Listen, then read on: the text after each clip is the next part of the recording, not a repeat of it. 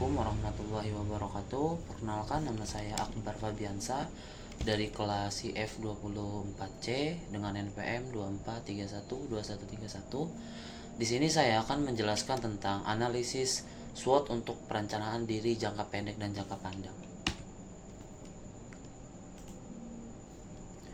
Apa sih analisis SWOT? Analisis SWOT merupakan salah satu metode yang bisa digunakan untuk merencanakan pengembangan diri secara strategis. Dengan cara ini, kita bisa mengenali apa saja kelebihan dan kekurangan yang kita miliki serta melihat peluang dan tantangan yang ada di sekitar kita.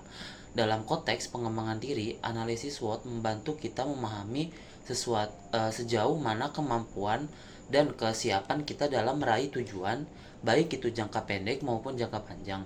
Dengan mengetahui kekuatan dan kelemahan diri sendiri, kita bisa menyusun langkah-langkah yang lebih tepat untuk mengembangkan potensi yang ada. Selain itu, dengan memahami peluang dan ancaman dari lingkungan, kita juga bisa lebih siap menghadapi berbagai rintangan dan lebih cermat dalam memanfaatkan setiap kesempatan yang muncul. Dalam rencana jangka pendek, dalam membuat rencana jangka pendek sekitar dari 0 sampai 2 tahun ke depan, analisis SWOT sangat membantu untuk menyusun langkah-langkah yang realistis dan mudah dijalankan. Misalnya bagi seseorang yang ingin menjadi programmer, keunggulan yang dimiliki bisa berupa ketarikan yang tinggi pada dunia teknologi dan kemauan untuk belajar secara mandiri. Namun, mungkin saja ia masih kurang memahami struktur data atau belum pernah terlibat dalam proyek nyata yang menjadi kelemahannya. Di sisi lain, ada peluang seperti banyak kursus online gratis yang bisa diikuti, sementara tantangan yang dihadapi bisa berupa persaingan yang cukup ketat atau rasa malas yang kadang muncul saat belajar. Dengan memahami hal tersebut, ia bisa membuat strategi yang belajar yang lebih teratur dan memilih pelatihan yang paling sesuai dengan kebutuhannya. Apa sih contohnya yang jangka panjang? Yang tadi juga udah termasuk seperti programmer, atau lulus kuliah, mendapat pekerjaan pertama, meningkatkan skill dasar. Untuk perancangan jangka panjang, biasanya itu 3 sampai 10 tahun ke atas.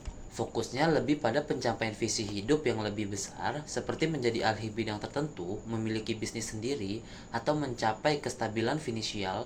Dalam hal ini, analisis SWOT membantu perancangan langkah-langkah strategis yang berkelanjutan.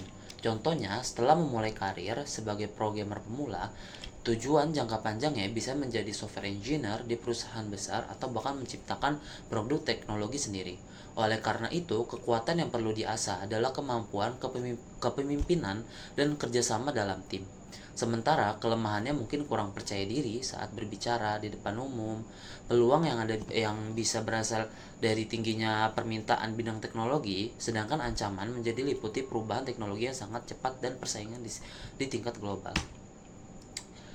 Bukan hanya jadi programmer, ada juga contoh lainnya tentang perancangan jangka panjang seperti menjadi profesional di bidang apapun itu, membangun usaha sendiri, meraih jenjang pendidikan tinggi, S2 atau S3. Kesimpulannya, secara keseluruhan, analisis SWOT dalam perencanaan diri sangat bermanfaat karena membantu seorang melihat dirinya secara objektif, menyusun rencana hidup yang lebih terarah dengan mengenali kekuatan dan peluang. Seseorang yang bisa mengambil langkah proaktif, sementara dengan memahami kelemahan dan ancaman, ia bisa menyusun strategis antisipatif agar tidak terhambat dalam mencapai tujuannya.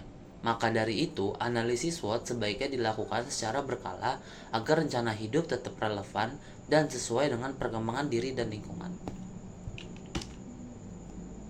Sekian dari saya. Wassalamualaikum warahmatullahi wabarakatuh.